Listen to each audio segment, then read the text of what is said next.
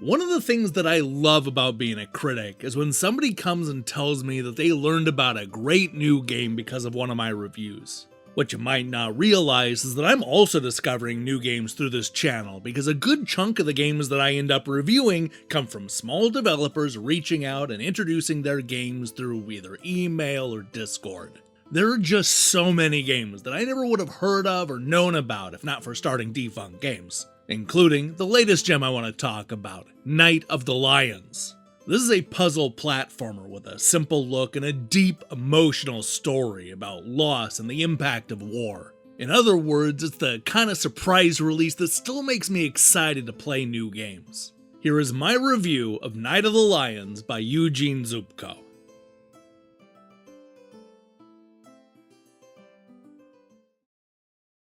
This is the story of Vita, a refugee of a foreign war who's trying to grapple with being estranged from her parents and friends in a strange new country. This plays out through a series of voiceovers as Vita expresses her inner thoughts while doodling on a piece of graph paper.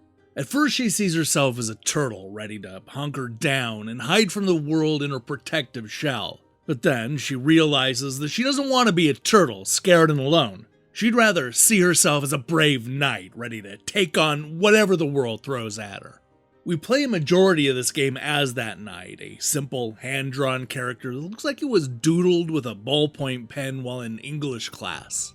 What sets this apart from the typical platformer is that our hero can't jump anytime she wants to. In fact, outside of running left and right, the knight's abilities are all tied to walking over colored squares, which will temporarily grant them one of three abilities.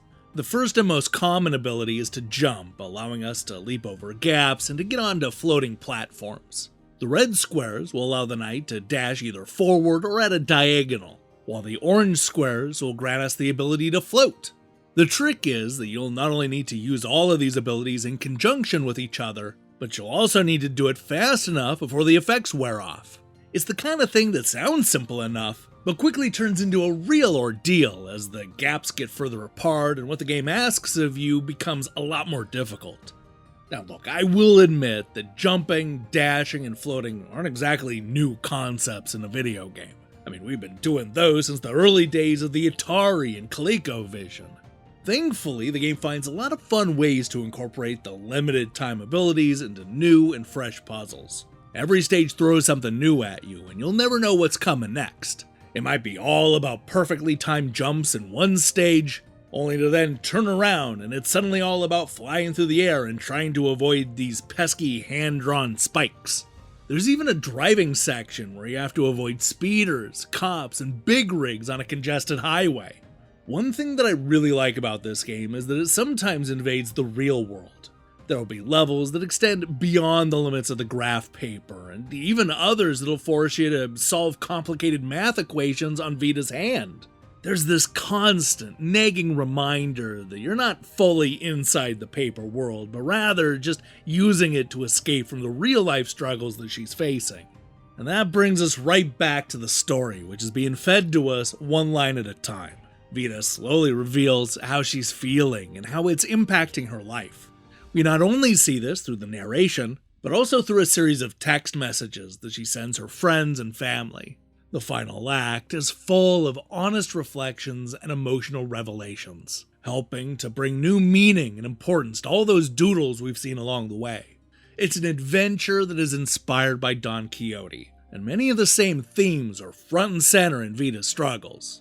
Now, from a storytelling perspective, the game really worked on me. I bought into Vita's plight and was an emotional wreck going into the final few stages. The fact that they keep many of the details just vague enough will keep the message evergreen, and I have a hunch that this is a story that's going to resonate with somebody no matter what year or decade it is. That said, the gameplay is a bit sluggish and the collision detection feels off. This is one of those games that really expects you to replay the tough section a dozen times or so until you get it. Not unlike a game like Super Meat Boy. Unfortunately, the big difference is that Super Meat Boy had good, fluid gameplay. And that's just not the case here, where everything feels stiff, and at least half of the times you failed, it's because of the gameplay. I suppose the good news is that all the checkpoints are close together, making it easy to tackle it one section at a time, but still. Coming in at a mere $6, Night of the Lions is a budget-friendly game that offers around 2 hours of gameplay and a strong and surprisingly heartwarming story about a young girl trying to find her strength in the midst of a scary situation. Sure, the gameplay is a little sluggish, but don't let that keep you from helping Vita overcome her struggles, both platforming and real.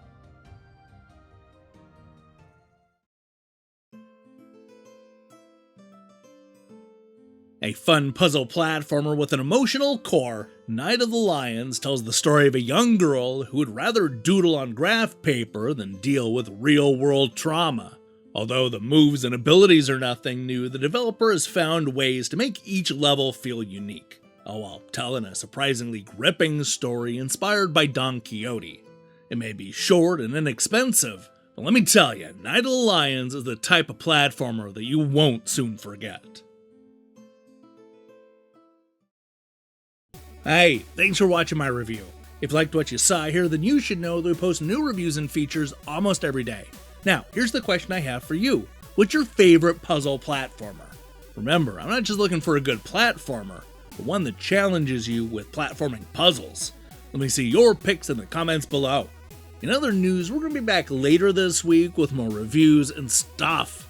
Yeah, I know I'm being vague. While I wait for that, I strongly recommend you click that subscribe button and support what we're doing here. Until then.